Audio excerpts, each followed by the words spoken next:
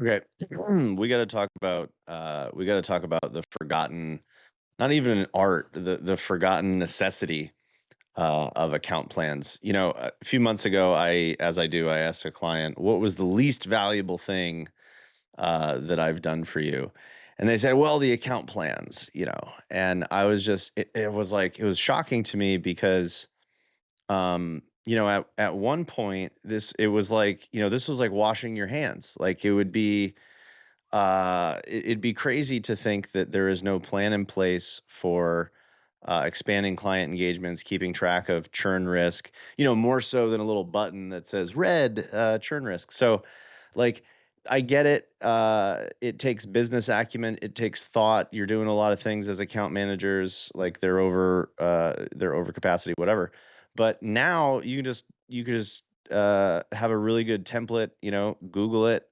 Ask your local AI agent what an account plan should look like. Strategicaccountplanning.com, aka just figure out how you're going to grow this client. So this one was actually just as I do my Star Wars themed samples, but this is a skill and a template that I'm using here. So with clients, like multiple I like using all call transcripts, even from the sales process all the way through. I've been up to like 19 transcripts that were analyzed to do an account plan.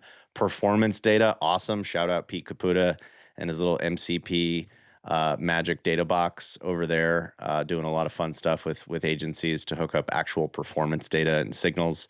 And then agency context, things like all those deliverables that you do, all the strategy work. So you put all that together into a soup, and you say, how do I grow this client? So this is one where you've got some high level signals, right? This would feed a scorecard, account management. There's a growth opportunity here. Project management's on budget, but there's some delays.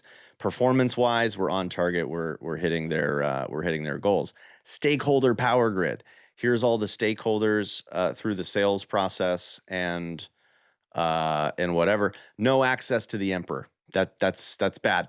Okay, so you need people that have budget holding decision making power.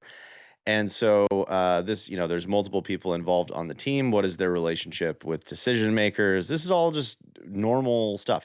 This this is really important. Like if you're a manager or a director level, this is the stuff that you want to see. This is a phased upsell path with triggers, timelines, estimated revenue. So like we just get these clients and assume that like it's some sort of hospice program waiting for them to die. Clients are about growth. If a client isn't willing to grow with you, then there's an opportunity cost to that. So what's the trigger? What's the play? That's a whole four-phased expansion. Churn risks, and this is all smart AI.